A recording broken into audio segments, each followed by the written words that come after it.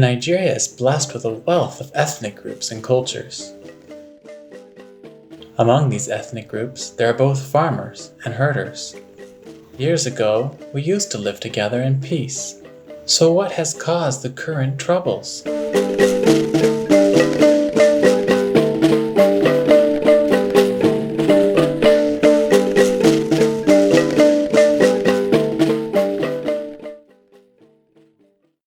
There are a lot of problems.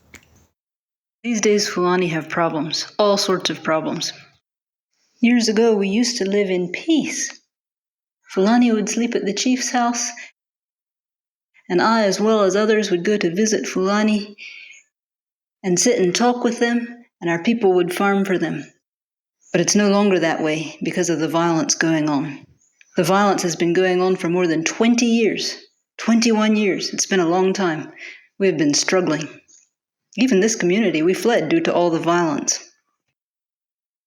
Years ago, you could take your cattle anywhere safely without a problem. Now if you take your cattle and go somewhere, either the cows are rustled and killed or you yourself are killed and it's a problem. Years ago, we lived together. We spent the night together, we married each other, we ate together, but now there's nothing like that.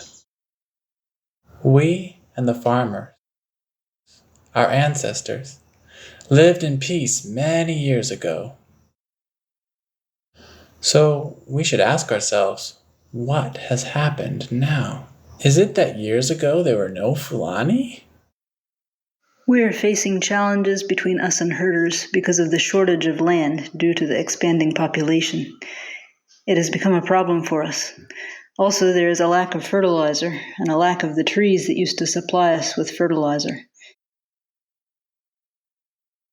People are cutting down all the trees throughout the bush that used to provide fertilizer. The fields are no longer fertile. The problem for Fulani is that they have nowhere to live. The Fulani have no place to live, nowhere to build a house, let alone keep their cows. There is nowhere to shelter or farm, to provide for one's family with food and drink. Nowhere. The herder is without land,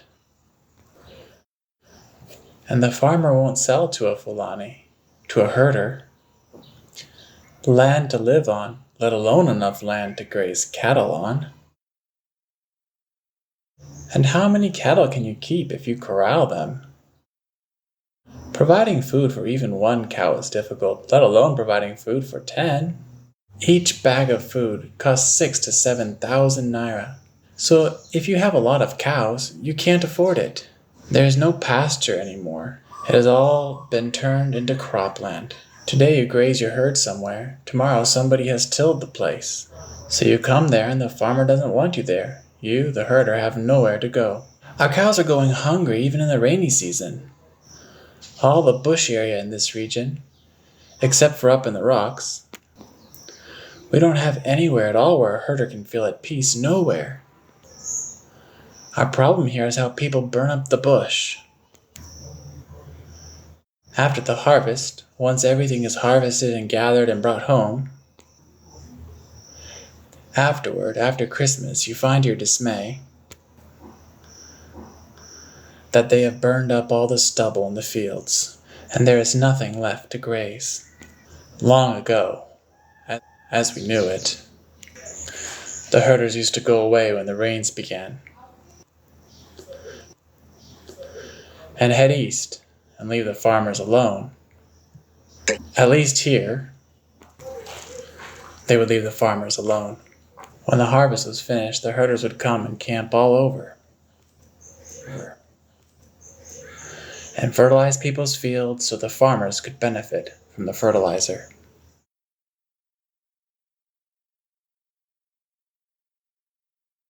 But now it's not like that. It seems the herders come at any time, and there's no time when they leave as we used to have it.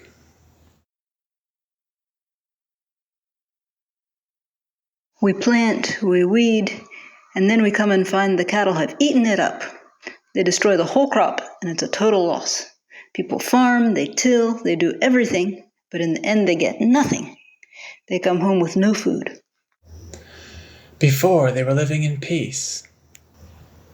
We farmers were even the ones who went looking for herders to come live near us and provide fertilizer, and the farmer would farm and put his field right there nearby. No problem. And the herder would protect the field because he was the one to benefit from the fodder. Once the grain was harvested, the herds would come and eat the stalks left in the field. But now the relationship has turned deadly. As soon as the rains begin, we are driven away. Our older boys have to leave with the cattle. They leave us alone. So you have no milk to sell, and you and the little children suffer a lot. Where I'm living now, let me tell you, if someone said they'd give you money to take a motorcycle to where I'm living, you couldn't do it. That place where I'm living.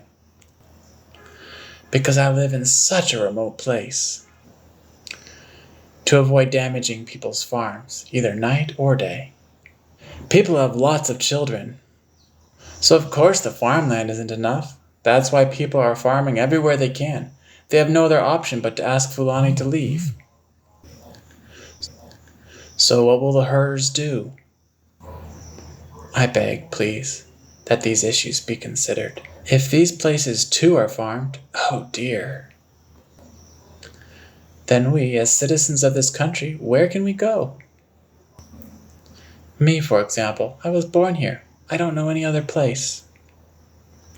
According to what our parents told us, they don't know any other place but here.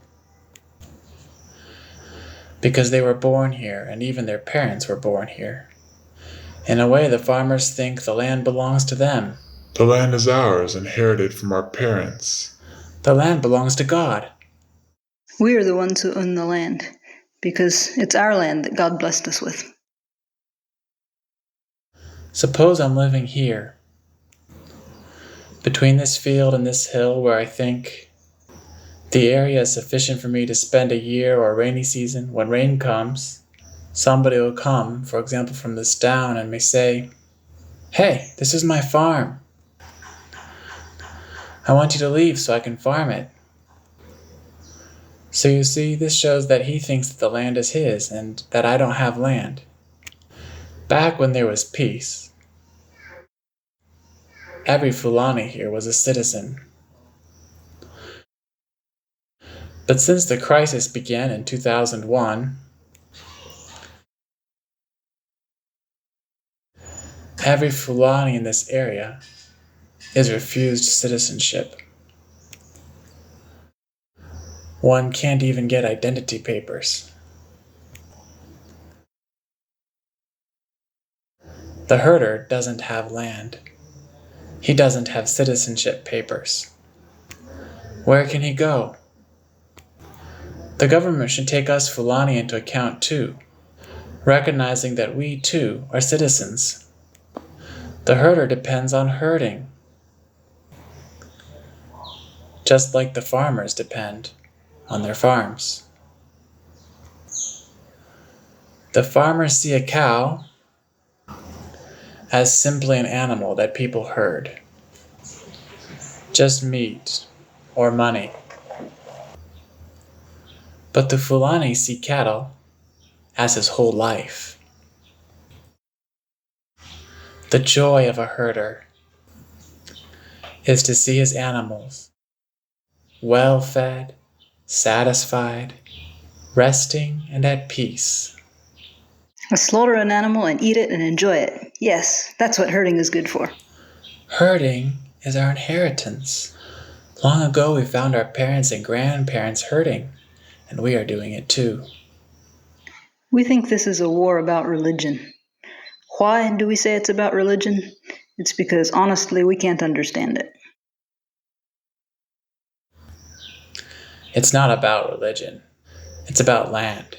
If you're told that this conflict between herders and farmers is about religion, it's not about religion.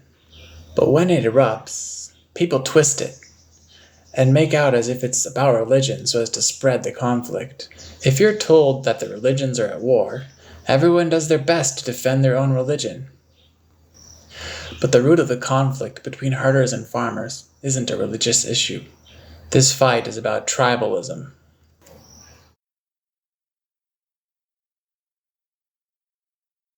The whole thing that has caused these insurgent groups is unemployment. There is so much poverty. Everyone is looking for a way to make a living. If they don't find one, they'll go look for a way to go and cheat someone or oppress someone in order to provide for their own needs. Both among herders and farmers, everyone who disturbs the peace is involved in substance abuse. Somebody will go get high on drugs and ruin everything. Because today, if you find that some problem has occurred or someone killed an animal, a cow, well, if you look into it, you'll find that the perpetrator was on drugs. Some of our young people now are dying before their time because of substance abuse. When the conflict began, some of them went and learned to take drugs from outsiders. That is why now our young people disregard what the elders say. Both us and the herders.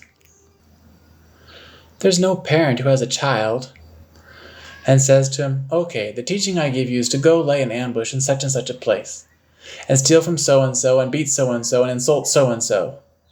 Nobody, no parent wants to give their son such a teaching. So you see, it is the rebellion of the youth that is causing these things. If you see the record of kidnappers in Plateau State, it is terrible. Oh dear, the thing is terrible. Terrible. The kidnapping affected someone very close to me. We were financially ruined. We were looking for ransom money everywhere, selling our fields, selling our grain, selling all our property to go ransom the person. We feel it is the herders who are oppressing us in everything. The Fulani attack us, our children, or us ourselves. So we were told that since that's the situation, we should just farm near home to avoid that kind of thing. But although we are farming near home, the cattle don't leave us alone. They come eat the crops right behind our houses. At night when we're sleeping, the cattle come in the middle of the night and eat our crops. Sometimes the farmers come upon a herd and steal it. Or find our children herding and kill them. Some herders have reacted by turning their cattle loose in the crops to eat them. Then they feel they have gotten revenge. From the time of our ancestors, crop damage didn't result in violence, not in our experience. When someone made a mistake and let cattle damage a crop, the leaders would be sought out.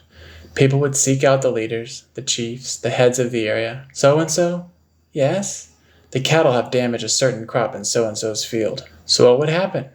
They would go examine the damage, and the damage would be paid for. In our experience, that's how it was done. Crop damage in those days didn't result in violence. It's these days that if cattle damage a crop, you hear that violence has broken out. Before, we grew all the food we needed. But when the violence began, when the crisis began, we couldn't farm the way we used to. We could only farm right behind our houses. You couldn't go into the bush to farm. A field should be cultivated and then allowed to lie fallow. But we have had to keep farming the same old fields for many years. Even if you farm them, you don't get a crop. The problems are, number one, they don't allow us to go farm far away. The faraway field is more fertile than the one near the house. The second thing is that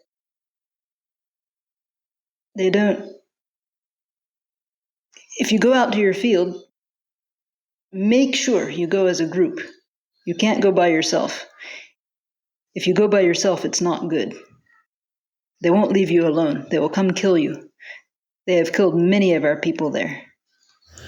We can't herd where we used to previously because there's no peace. If we go herd somewhere, they may rustle the cattle, or kill the cattle, or they run and attack our children and kill them in the bush. So these kinds of things have become such a problem we can't herd far away. We have to keep our cattle confined at home. You are on the road, on your way to market, and maybe you'll never come back alive. Before, we were going all sorts of places, no problem. But now it's not everywhere that you can go by yourself. It's not everywhere you can go and come back alive. This is the problem we're facing. Before we could go to Makera on foot. We would go to market and come back on foot. But now we can't. I haven't been to the Makera market for I don't know how long. They attack us on the road as we're passing, or they shoot if someone is on a motorcycle. They shoot him and take the motorcycle. My own son, my firstborn, they killed him on the road during one of the conflicts. Secondly, my younger brother simply went to his rice field and was killed there in the valley. My father was killed when the violence broke out. We never even saw his body. One of my uncles was killed along with his children. We never even saw their bodies. Our houses were burned. Our cattle were killed. Others were stolen.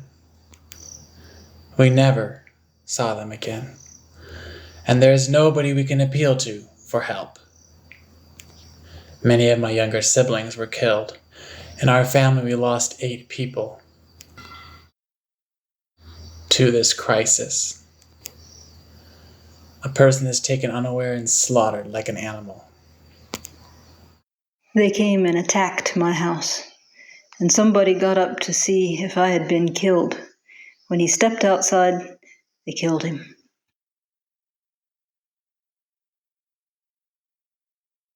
Honestly, I don't know what caused this conflict.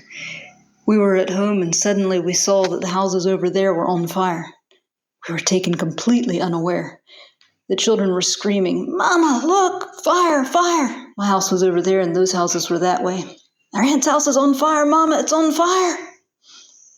I gathered my children quickly and took a little gruel in a bottle and we ran that way with the children. They were there screaming. I said, "Be quiet, this is not a day to scream." Nobody knew where to run. We left all these houses. These houses were burned and we left the area and lived over that way. Then people said that peace had returned and we should come back. When we came back, it seemed that the trouble had stopped. Then it was started up again, and once again all the houses were burned down after they had been rebuilt. I don't know why. And then the authorities came with tanks and attacked our homes and killed our people. We haven't even counted how many. You would just hear machine gun fire and not know which way to run. You wouldn't know where to run. Sometimes I wouldn't know where my children were, and they wouldn't know where I was. There were 2 days when everybody was just wandering. I was carrying my baby daughter on my back. She was 2 weeks old. But my little girl, who was a toddler, for 2 days I didn't know where she was. It turned out that she was with a relative. I didn't know that. They fled in that direction. It was 2 weeks after I had given birth. We fled, but we were not able to follow them all the way there. My children almost starved. My belly shrank all the way to my back. Well, God ordained that things would calm down. There were peace talks, and gradually the violence mostly stopped, up to today. But things aren't how they used to be. Things aren't how they used to be, at all. I don't know whether the government even notices what is happening to us. Our brother in the Ilorin area, people came and drove him and his family from their home. And it was just when his daughter-in-law was about to deliver a baby. She gave birth in the brush as they were trying to run. They didn't even have a razor to cut the umbilical cord. Somehow they managed to cut it. They were staying in a cave. They were on the run night and day. He said, "What do we do now? We're starving. We have no soap, no clothes. Here is a little baby and we're holding him and running." So he said he would go take a peep at the town. If the unrest had completely calmed down, he would buy some things. He came and approached a shop and bought some things, laundry soap and bath soap and food for them all. But just as he was about to leave, God ordained that some people would kill him. They killed him right there. So that evening, my cousin had his phone. He was trying to call him. In vain. He couldn't get through. It just rang and nobody answered. He said, "Uh-oh, is this guy okay?" Well, in the evening, we got a phone call saying that they were there in the bush, and the children were crying and crying because they were so hungry, and their father had been killed.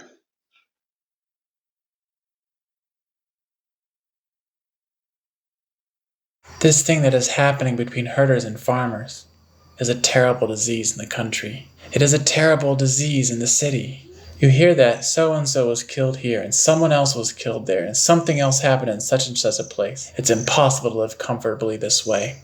Whoever goes into the bush encounters unrest. People are killed. Food is scarce. People's food supplies are being burned. One day we're going to wake up and find that our country has collapsed. One ethnic group living by itself can't achieve success. We have to be patient with each other, and if something happens, be reconciled and live in peace if we are to succeed. The herder and farmer are neighbors. Like it or not, God has put us together, and He knows the reason He has put us together. Herder, you produce fertilizer. Farmer, you farm. When you both work together, what do you get? Food to eat. And if you consider this, you the farmer want meat to eat. You the herder want grain to eat. So when you consider it, you both have to. Be as the proverb says, the left hand should wash the right, and the right hand should wash the left. So figuring out how we can live together in peace is a must. Well, friends, these troubles we are facing, both herders and farmers are affected. All of us need to seek ways to resolve these problems. How can we find solutions that we can live together in peace once again? We will continue the discussion in the second video to seek ways of resolving these issues. If you have advice, you can contact us at this email address. Allah ya taimake mu. Sonomo wotong bang bang komo che komo jo. Che komo. Na me sonomo wotong bang bang komo che komo jo. Che komo. Na che konomo wotong bang bang komo che komo jo. Che komo. Na konfonomo motong bang bang komo che komo jo. Che komo. Na che dari ya che fonomo mo che komo. Che komo. Na me sonomo del swabe wo che komo. Che komo. Na me sonomo del swabe wo che komo. Woche kamo na de soromo mo mad mo afolo woche kamo na me ludang me atele woche kamo peche sode woche kamo pengo bamjo woche kamo na je dari yak mat fonomo woche kamo na smartphone mo del swape woche kamo na de soromo mo mejma folo woche kamo ne me ludang me atele woche kamo ne cherang taren klong monde woche kamo peche sode woche kamo pengo bamjo woche kamo